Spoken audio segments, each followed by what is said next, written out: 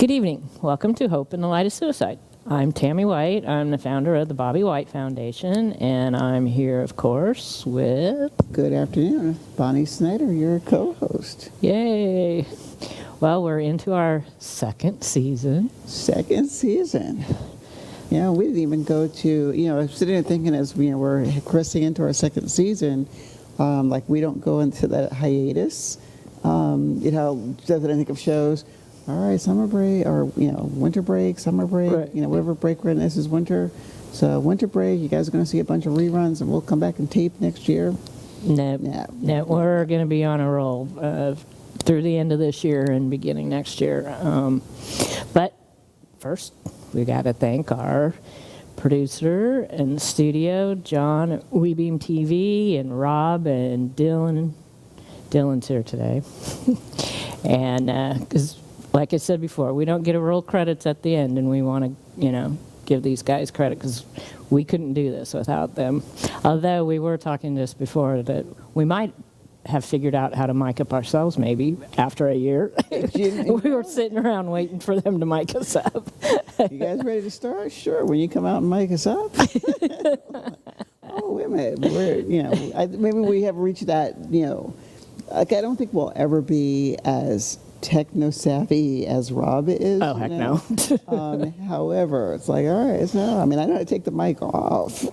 Yeah. Like I figured out how to get it on. Got that part of it, just Yeah. putting it back on. But, and we want to thank you guys, our viewers, for being with us for a year or however long you've, been watching, and hopefully you continue, because we have some good programs that are going to be coming up, some really awesome guests, other organizations in the community. The ones we were going to have Florida for Warriors on today, but they, like I have quite often recently, were double booked. So hopefully we can get them on. I haven't confirmed yet for sure next week, but if not, I'm going to try and get Elizabeth from Vincent House to come on, and possibly she was talking about having one of the people from Vincent House on set with us. So it's really super cool what they're doing out there and what has been going on. So we want to let the community know about that too. And the other nice thing is, if we sit back and we think about, our viewers and whatnot, having conversation with, individuals who have, just recently discovered the show. And I was talking to someone the other day, and they were like, I pulled up the show, and I was like, oh, what did you think? And they was like, gave us, good reviews. At the same time, it's like, oh, I went back and I started watching from the beginning. Oh, really? So, there are several people who are, I think like, when I'm doing these marathons, like, oh, I think I want to go watch, whatever Right. season of it, whatever show that I have to be watching, and I watch it from the beginning and take it through. But they were like, yeah, no, I started watching from the beginning, and I was like, oh, well, there's a year's worth. So, Yeah, this is actually our 47th episode. Wow. I know, isn't that just crazy? I got a phone call couple of weeks ago from an old friend from when we used to live down in Fort Lauderdale.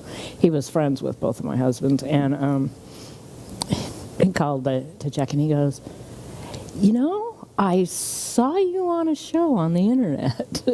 He says, you were with another lady, weren't you? And I was like, yeah. So I told him, and he just somehow come across it. Now, I haven't talked to him in 5 years, 5.5 years. And so that was really kind of cool. So yeah, what I've noticed too, as far as the show is concerned, like social media. On my social media page, there are times that like random episodes will pop up, and I'm like, wait a minute, we did this one, 3 months ago, but it's popping up now. So I'm not sure like how what I the think algorithms are doing, but well, I think, and I'm not totally sure, but I think like if on the station on WeBeam TV a spot needs filled, I think John sticks us in there. Well, I guess that's, the boss does what the boss does. So, I mean, that's what I believe is happening. So, and that's pretty cool because then we get, more airtime. Because if you do like our Facebook page, which this airs every Saturday and Sunday night at 7 o'clock, if you like the page, then I think you'll get an automatic reminder as soon as it starts to air. I do on mine, so I'm assuming everybody else does. And speaking of the show, we also, would be remiss if we didn't talk about our other sponsors. Yes. We have our Kindness page, which, again, as we've said a lot of times, it's just a way that you can contribute. It has set amounts, or you can do a custom amount, anywhere from, $1 to, $25,000 and above, but it's just totally up to you. Every little bit helps, to allow us to bring, to continue this platform and bring the information to you. We also have our corporate sponsor, the, I always forget the hotel name. Hilton Garden Hilton Inn. Gardens. I wanted to say it, but I was like, is it the Hilton? I almost said Hampton. I was like, no, it's not Hampton. The Hilton Garden Inn on the Tampa Suncoast Parkway. We thank them for being a corporate sponsor, along with the ability to display the artwork from Art to Hope in the hallways, so you can see. I'm see if I can do this, Tammy. I'm kind of on a little bit of a roll here. Okay, go but for it. all of the artwork that is being displayed for our Art for Hope fundraiser, which we'll talk about in a minute, but is on the walls at the Hilton Garden Inns. Tammy has affixed the Art for Hope card that also has a QR code attached to it. So these pieces are for sale. They are from artists who have. Here's a piece of artwork to use for the Art for Hope, your Art for Hope campaign. Speaking of Art for Hope, should I stay on a roll? You want me to continue? Go ahead. All right. So speaking of Art for Hope, again, Tammy, we not that we joke, we jokingly about it, but in our, other, not show lives, when we're not, doing the show. Our alter egos. Tammy is an artist. She's her gallery, and through the gallery that obviously is connected to the foundation. Local artists will donate a piece of art to be auctioned off that helps raise money for the foundation and this cause. Very grateful. And Tammy has talked about this piece that a friend of hers did. Oh, I love it. That a friend of hers I don't did. know how it's going to show. And it donated, but it's gorgeous. Oh, there. It looks kind of cool. I love it. Yeah, he actually I went to junior high and high school with this guy, and he actually used to teach. I forgot this bio. He used to teach art illustration for Kaiser University over on the other coast, and this one here he had printed on metal, and of course it has the hangers on the back here, so it'll stick out from the wall a little bit. Should have brought an easel too. But anyways, I asked him too if this piece could be hung outdoors. Remember when I got that dragonfly for the outside of the cottage? So I was thinking, of something like this if somebody wanted to hang it outdoors. So you can hang it outdoors or indoors. I haven't tested the theory. Like you said, I just took it out of the plastic. We just got it a couple of weeks ago. So it's a really cool piece. That is a really cool piece. If you guys remember, we had that the first piece of artwork that we bought here at the studio, the Hope Rains Down, and it was like Nobody else bids on it. It's hanging in my house, and it's hanging in my house right now. So I mean, along with you guys, we don't only, sit here in the studio and bring you information and talk about it. We kind of support ourselves. We are kind of self-supporting. Well, it's like you see, quite often, people that start nonprofits or whatever. For the first several years, you're pretty much self-funding. You're funding your own organization. I've done that a lot in the last few years, but things are starting to change, so we are getting support. And we're also going to have, I got to get my nephew to get it down to me, the door that my nieces did. I want to get that on set. And I really don't know how we're going to do this, because I really want to feature like this piece, the door, and there's something else I know that I have, but I can't think of it off the top of my head, because we haven't been able to do Art for Hope in person again. So this year we did it a little bit different than last year, which, was pretty much online, except for we had our little pop-up events. And so even though technically Art for Hope ended November 20th, we're still, I think, throughout the year, particularly through the springtime, going to have other little pop-up events.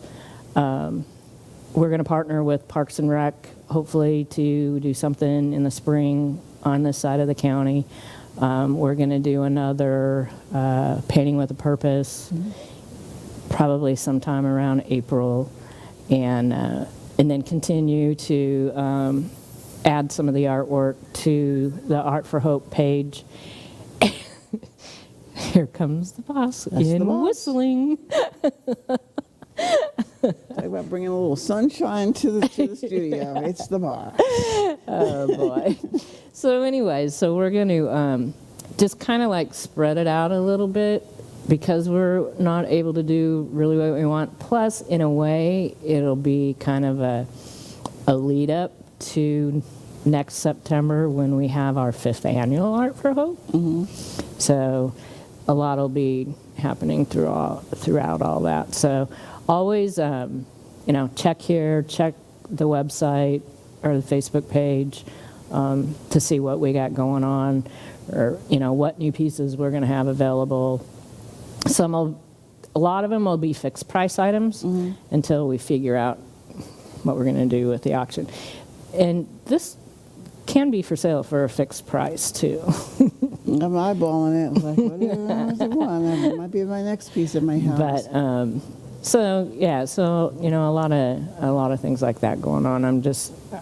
I'm really hoping, and I think it'll happen, that we'll have a really good event next September for Art for Hope and for the foundation. And people are, like you said, recognizing the show. Things are, starting to happen. And, the foundation is only 3 years old. So, I think we're doing pretty good with that. The foundation's 3 years old. We have had our show for a year. Bringing more information to you. And, we want to continue to do that. And also, as we're talking about, foundation and fundraising and whatnot, we also, do not forget about our T-shirts. We have, currently the 2 designs, both in our, crew and V-neck, crew for the guys, V-neck for the girls, although the crew necks are, unisex, but, like I said, more for the males on the crew. The V-neck is more form-fitting, for women, and again, those are, available. You can, purchase and have them shipped. If you're here local, you can pick them up from either, Gulfside Custom T-shirts here in Newport Richey. Tammy usually has some, at the foundation office, so you can pick them up there. But who doesn't love T-shirts? Oh, This is my dress work shirt. Otherwise, I'm usually wearing a t-shirt. I have actually nicer dress work shirts, but yeah, usually today is foundation day, show day, but the gallery is so busy getting ready for Christmas that I've had to combine the two today, so it's one of those hectic days. And I think something's in the air because it's been a little crazy here in the studio, too. Yeah, today, today's been one of those days too, for my daytime job, I should say, or my other work. We had our annual brunch today, so I'm kind of like, when I got up this morning, it was kind of chillish, and now I'm sitting there thinking to myself, what was I thinking wearing a sweater today? Like, what was I thinking? Well, it was damp and super foggy. It was, and I was like, oh, it's going to be chilly most of the day, and I'm like, yeah. Not. What was I thinking? It's a good thing I'm heat tolerant, but anyway. But yeah, a lot of, many ways that you can support the show, and a lot of, exciting things that are coming up, as well as, things that we, continue to do. Yeah, and you can donate straight, too, from the website. So, exactly. anyways. So one thing I wanted to talk about, and I didn't talk to you about it all week, is some kind of ideas, and I want the viewers to be part of this too, because we've done several book reviews over the past year, and I've really wanted to incorporate somehow. Originally, we were going to do a support group, but of course COVID has kind of knocked that out. But remember the book that we did the Wilderness of Suicide Grief? This one, the same author, and it plays off that book originally. He has, and I think this would make it's like a great 10-week journey together. It's understanding your suicide grief, the 10 touchstones of finding hope and healing your heart, which that's what the first book was. And it also comes with a journal for each chapter. And I'm going to put up on the website and maybe the Facebook page after this airs, a link. I'm going to go ahead and get purchase a bunch of these for local. But if anybody wants to go through this with us, I'll have the links where we can figure out how to get you the books. And if it's something the foundation can do for you, if it's not a million people, because we don't have that kind of money, a few people, I want to do that. I've gone through most of it. I haven't gone through it all yet myself. But that's one of the first ones I think that I'd really like for us to get into at the beginning of the year. A good way to start out the year. And I've come across several other new things just recently. Are you familiar with tapping? With what? Tapping. I've heard of tapping. Okay. And I was going to give Rob the link, and I totally forgot. Another... a gal that I know, she tagged me on a link. I think it's Nick Ortner is the one who people know most from tapping. But it was a link to this other guy's YouTube channel, and it was tapping for grief and something else. And I'd seen it pop up on my Facebook page. And the other morning, I think it was yesterday morning, I've had this thing the last few months where I'll wake up like at 4 or 5 o'clock in the morning and just have huge anxiety. And I mean, just like your heart is just like super, super heavy. And so I thought, let me go see if I can find that tapping video. And I'd found it, and I did it. It's not a long session, but it did really relieve a good portion of that anxiety and stress that I was feeling so early in the morning. So it was really, I don't want to get up and get out of bed and start doing stuff at 4 or 5 o'clock in the morning. But it works on meridian points And I'll get some more information. I was going to find my Nick Ortner book, and like I said, today just kind of got away from me and wasn't able to get all the information I wanted together, to put together. But also, if there's a book or a subject matter related to what we're doing, put it in the comments of our Facebook page, or email me at the foundation, and we would be more than happy to kind of plan on that too. Sounds like a plan. Sounds, especially, the one thing I liked, about, us doing the book reviews, as well. I'm a structured kind of person. Like, things have to be structured. It makes sense to me when it's This like is that. probably the most unstructured thing you do.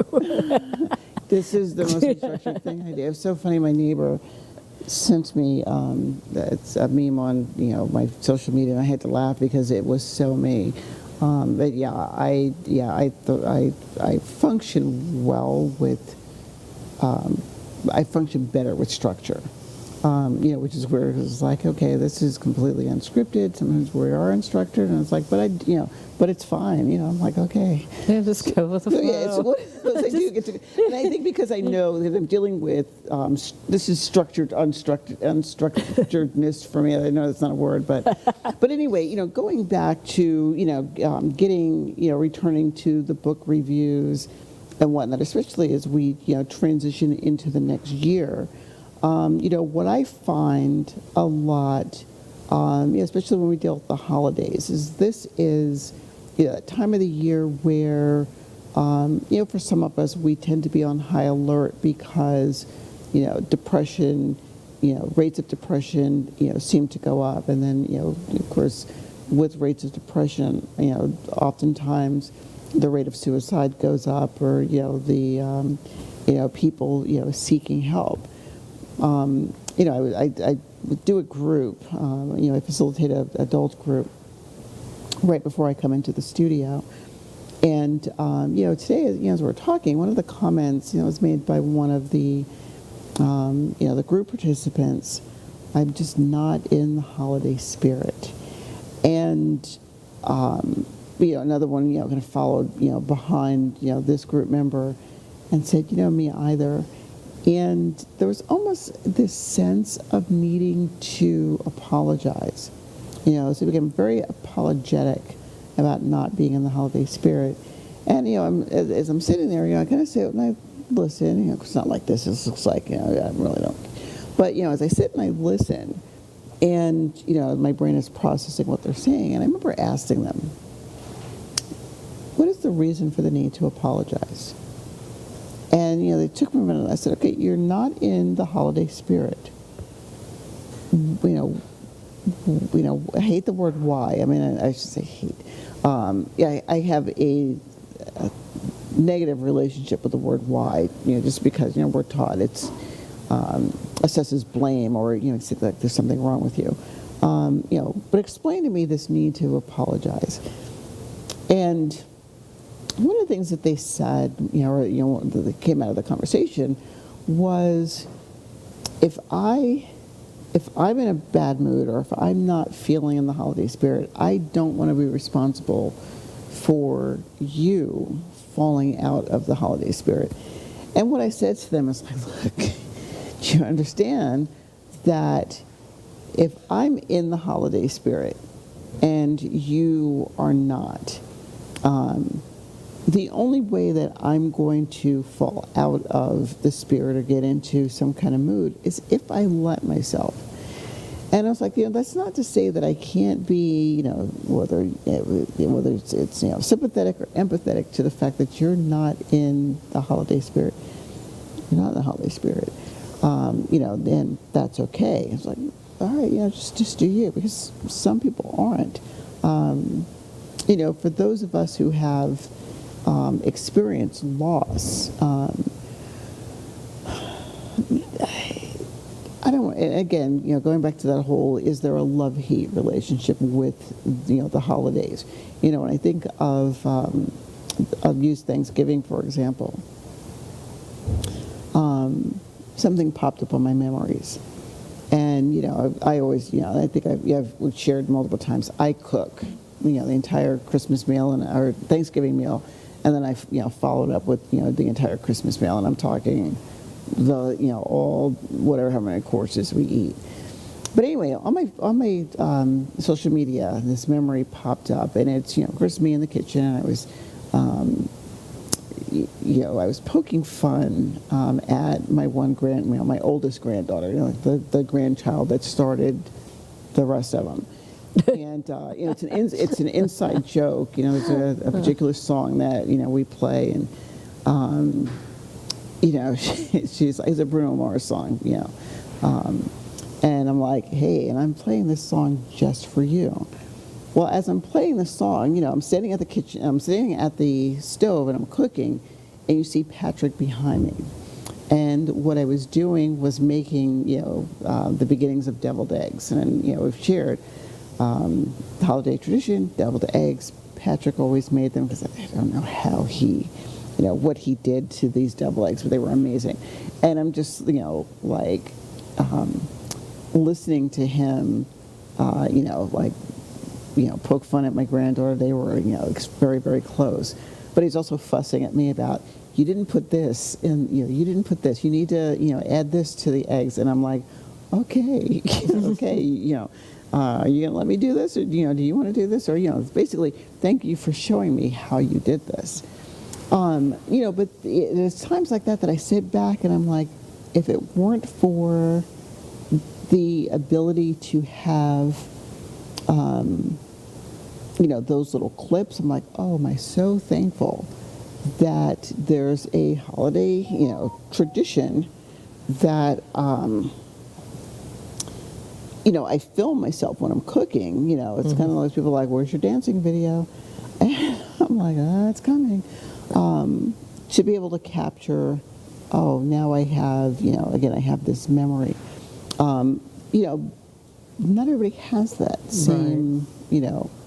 I don't have a video clip of this, or I don't have a video clip, of that, or, if only I knew, I would have, filmed more of this, and this.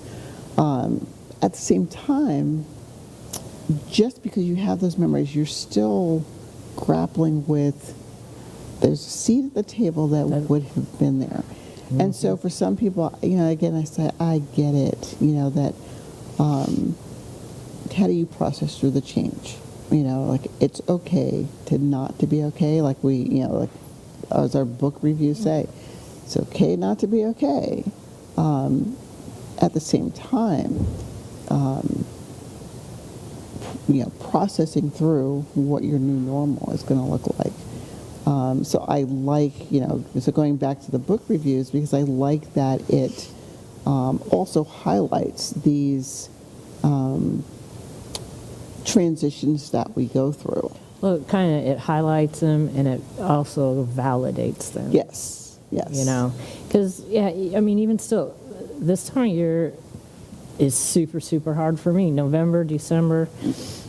But I have several friends that it's extreme, December is an extremely difficult month for them also for different reasons. The loss of a mother.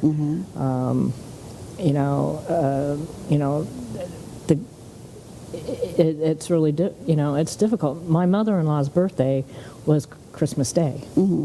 And when she passed away, Christmas was really difficult for Bobby. And it seemed to get worse every year. But I still feel it.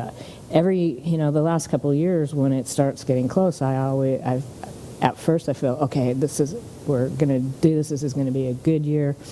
And then it gets here, and then it's a struggle.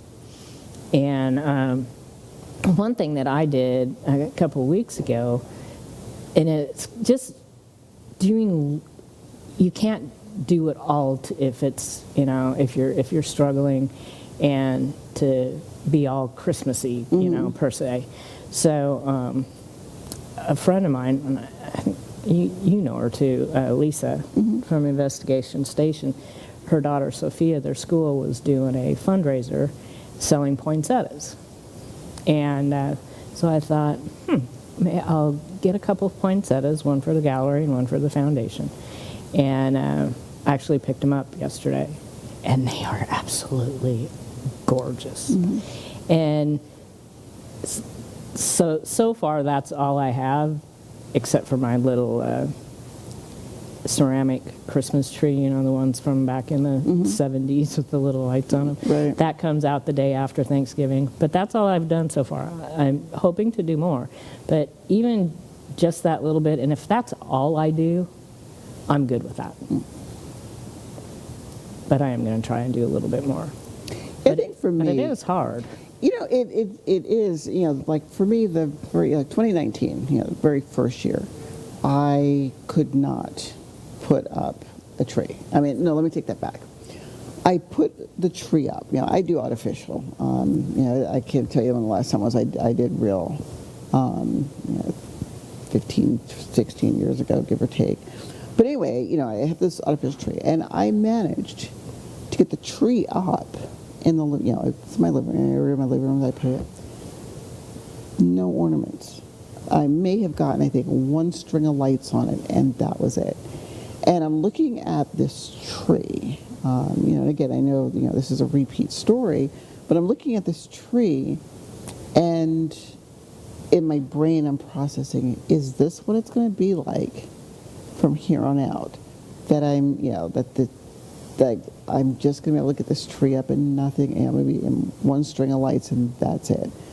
You know, fast forward to last year, you know, it was completely different in that I was able to get the tree up, get it decorated, you know, I mean, decorated. I think I was even, I, you know, had minimal lights on the outside, you know, so I didn't do as much as I usually do on the outside. So I'm like, okay, well now this is,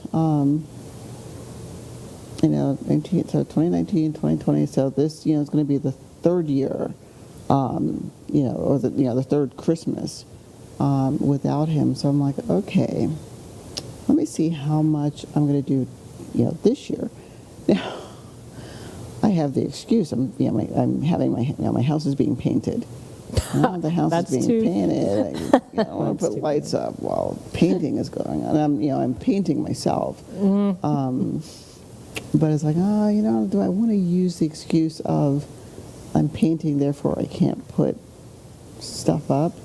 I was like, no, you know, it's like, I don't want to say I'm forcing. I hate to say forcing. It's not I'm forcing myself. I'm allowing myself to, you know, look, you know, there's, you know, some normalcy here. You know, it's okay to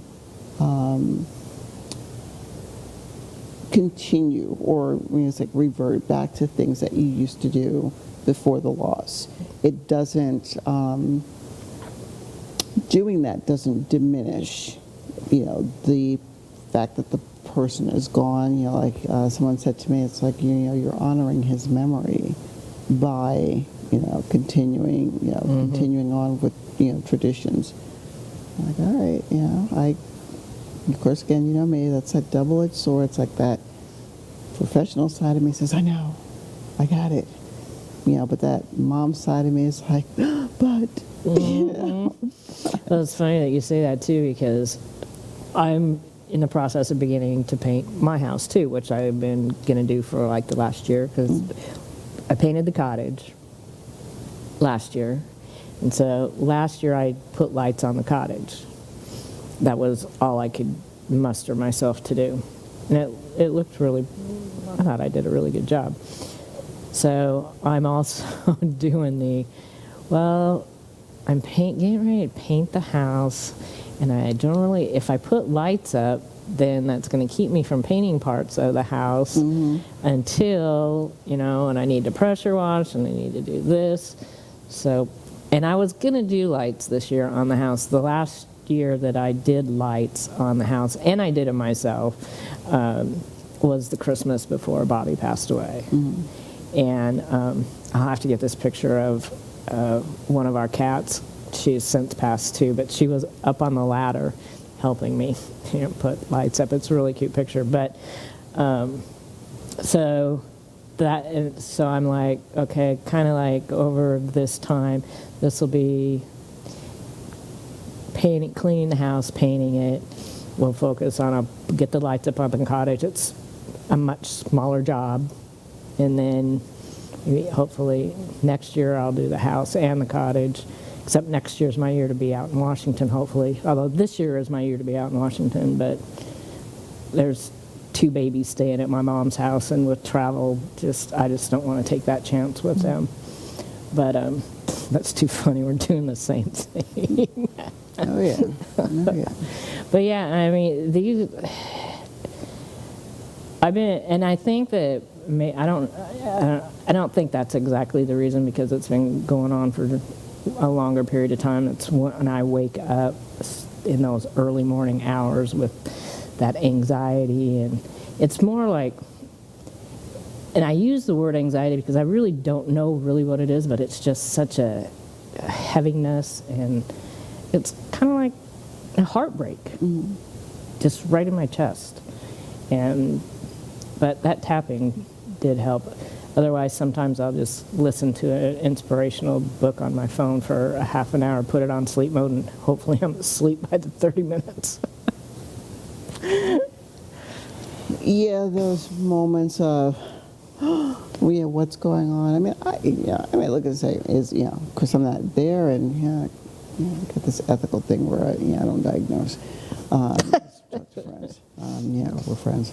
But no, seriously, when I hear people talk about, I had this heaviness and I had this, and and a part of it, it could be a little bout of anxiety. Again, going back to to our books, where I love that they point out grief does not have a timeline. Mm-hmm. And so when I hear people 5, 10, again, I look at some of my one of my classmates, for instance, she lost her child 37 years ago. It's 34 years ago, maybe it's 37. I'm trying to think, how old. Well, yeah, I mean, I'm thinking, could she have a 37-year-old? I'm like, wait a minute, Carl was 40. Of course we could. We are old enough. But I want to say it was roughly 37 years ago when she lost, her son. And, it's, we support each other, through our respective loss. And she's like, it's been 37 years, and it still feels like it was yesterday. And, when I think about 37 years ago, her son would have been the same age as my daughter is now. And, I look at my daughter and I'm like, to have not known what, your child would have, blossomed into, mm-hmm. For the 37 years to, when I think of Aiden, I was like, I knew what he was capable of in his too short 14 years. I sit back and I would find myself he would be 15, 15, 16, 17, so he'd be either a junior or senior in high school this year. I'm trying to timeline it. I'm thinking a junior, so we'd be getting ready for, to do his graduation. What college would he have gone to? Listening to him and his brother, doing the brotherly things. I sit back and I wonder, I look at God, I can only imagine the relationship that he would have had with, his baby, so he's got a baby sister that, he will, he's never, he will never meet. And it's like, what would he be doing right now? And of course, fast forward, to Pat, it was like 33 years. I watched what you accomplish. And now, so, going through, some stuff with Dev. I think he's, finally hitting that anger stage. Like he's furious with his father. And, of course I can't look at him. It's like, well, I really shouldn't be mad at Daddy. Right. But yeah, he's very, he's upset with his dad, for being gone. Of course he misses his siblings. He's like, I don't know where my brother and sister are. And, I look at him, it's like, as my brain, I'm processing, if Patrick were here, would, the adolescent behavior look the same, or would it be different than what it is now? Maybe, I think it'd be different because, Patrick was, he's a loving dad. He was very structured. He could be very strict, although at the same time, he could be relaxed as my baby. But I look at, what would, he's not experiencing, Devin just now starting middle school. He's not going to experience in 3 years when Dev goes off to high school. We were, talking about, Dev going to like a military school or something like that. What if, this decision is made to send him to, military school?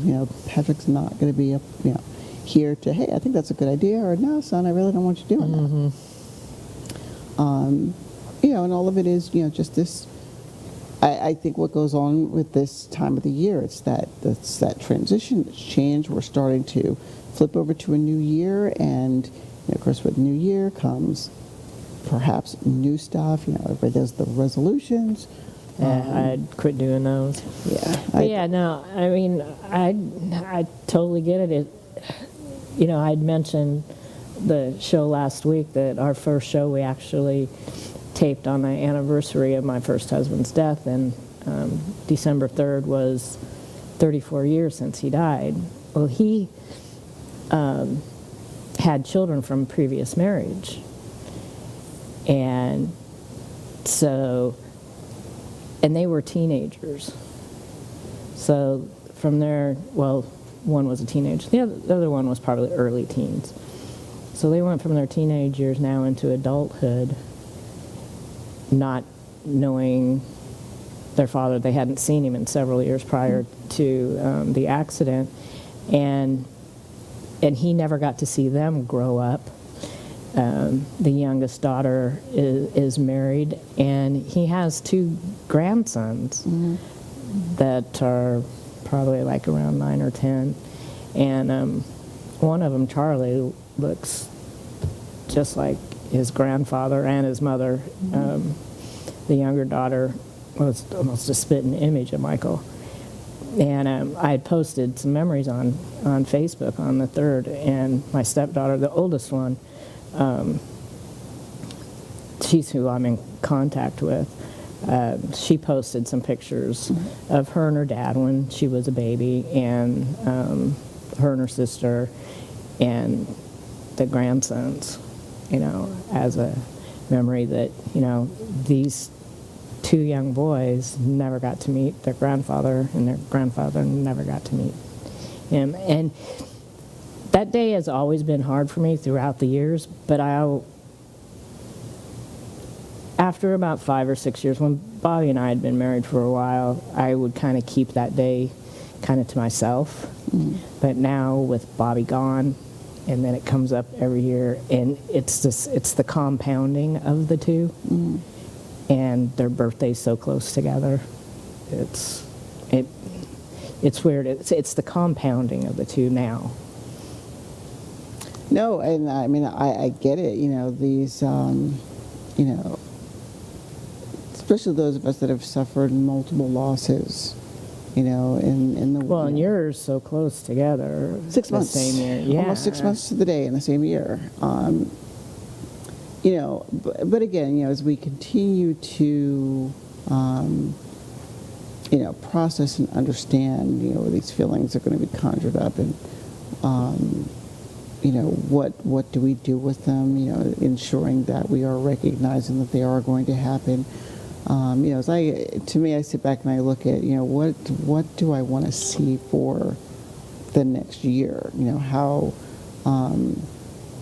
What is my change going to look like? As it relates to,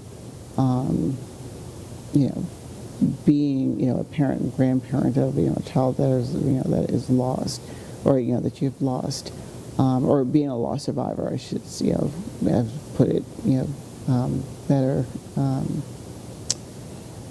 you know, and it's like, hey, you know, you do it one day at a time. You know, That's take all it you can. one day, one step at a time, and recognize that there is no right or wrong way to. You know, I might say that, you know, it might be some questionable ways to do this, you know, but the journey looks different for everybody. And if you have a bad day in there, or 2 or 3, that's okay too. That's okay too.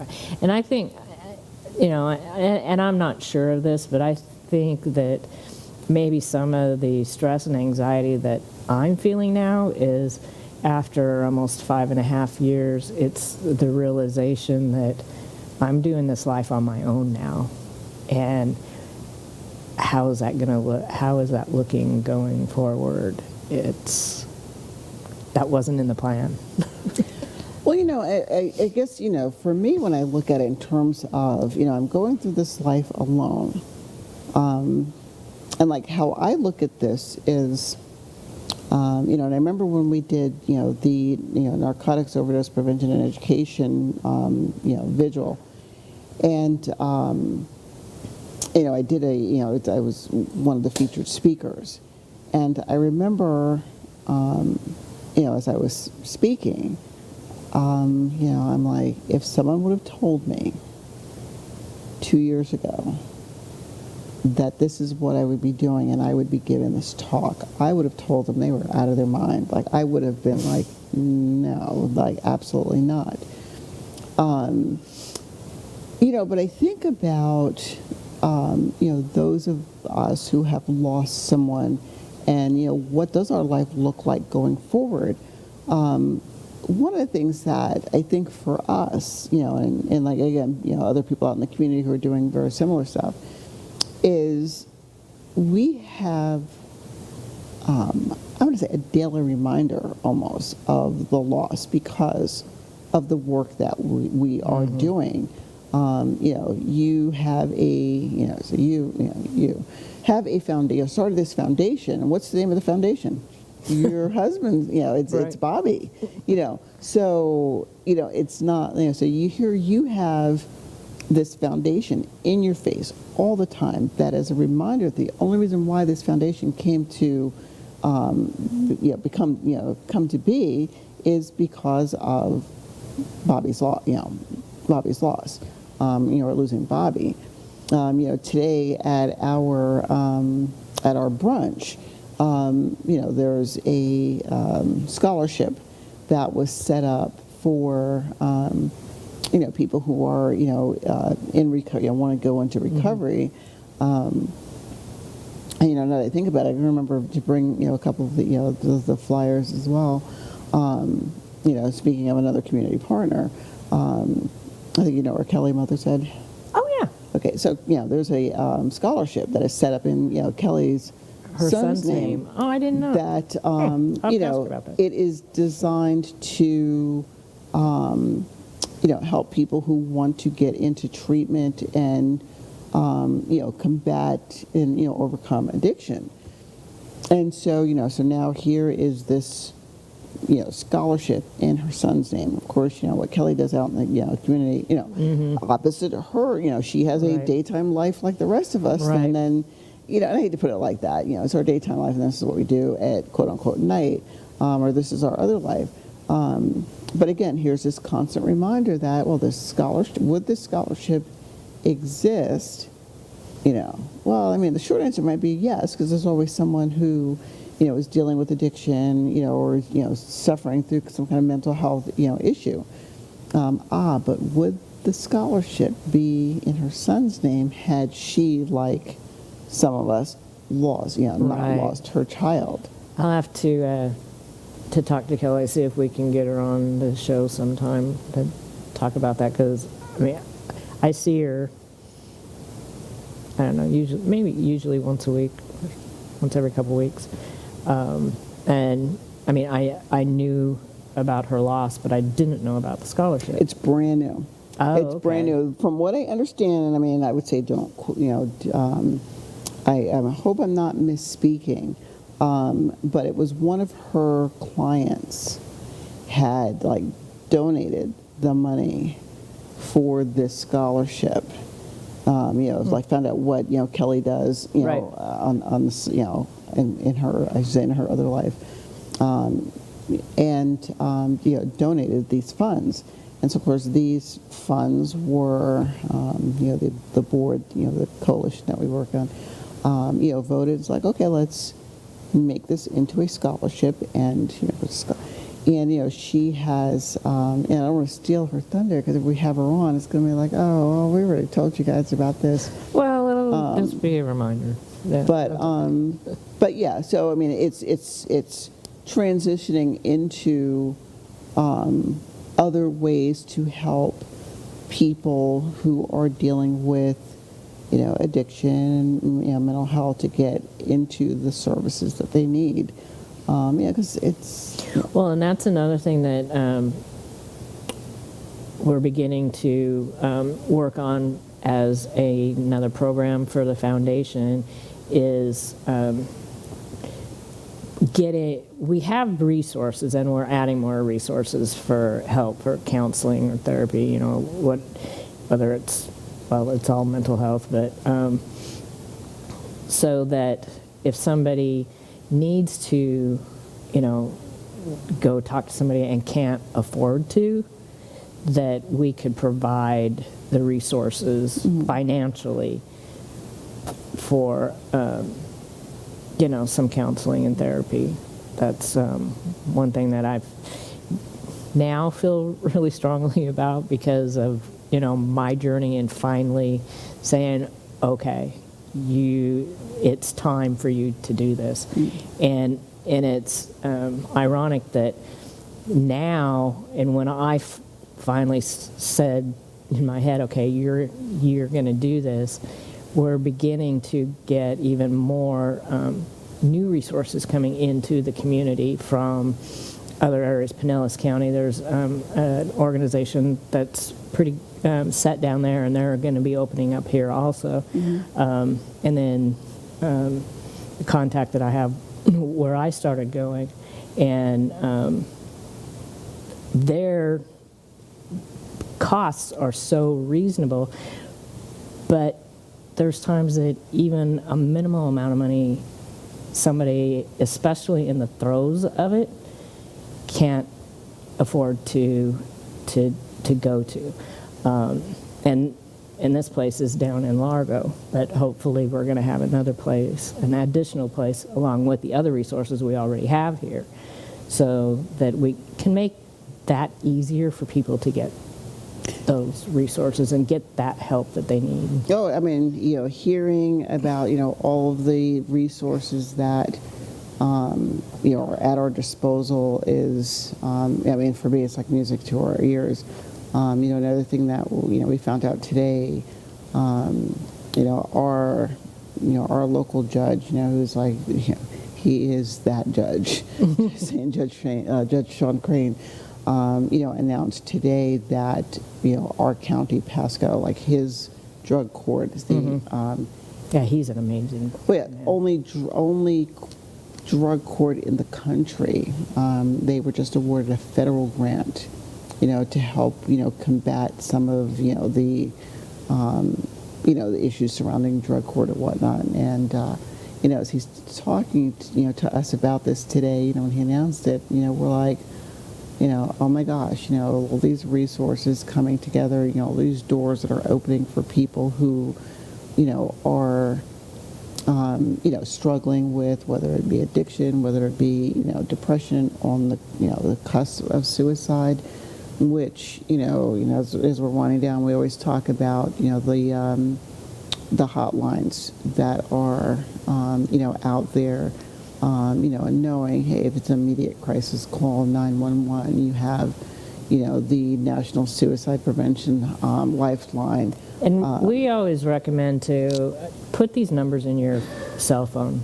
Have them readily available, because you never know whenever I go to a speaking engagement, I always ask people, if you don't mind, please take out your phone.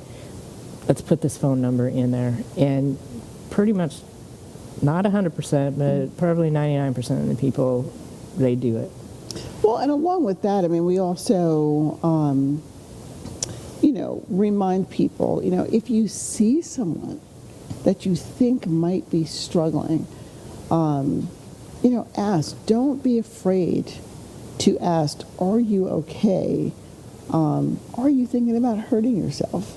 Depending, I don't want to say depending on how well you know the, person, because at that particular moment, whether you know them or not, or how well you know them, don't be afraid to ask. Like I shared this in one of our earlier shows, and I continue. I remember, when I was going through my cancer journey, and the cashier at Walmart, just looked at me and 3 words to me: "Are you okay?" And I looked at her and I was like, and I'm like, that's what I needed. I just got the diagnosis. That's what I needed to hear. And I was like, you have no idea, how, like she pulled me out of that spot. And that's all it takes. Them those 3 words: "Are you okay?" Yeah, don't be afraid. I think we walked it down again. Hey, at least we've still got a few seconds left. Usually we're scrambling like with 3 seconds left, and we blurt out our little saying at the end of it. But we want to thank you guys, and there's always hope.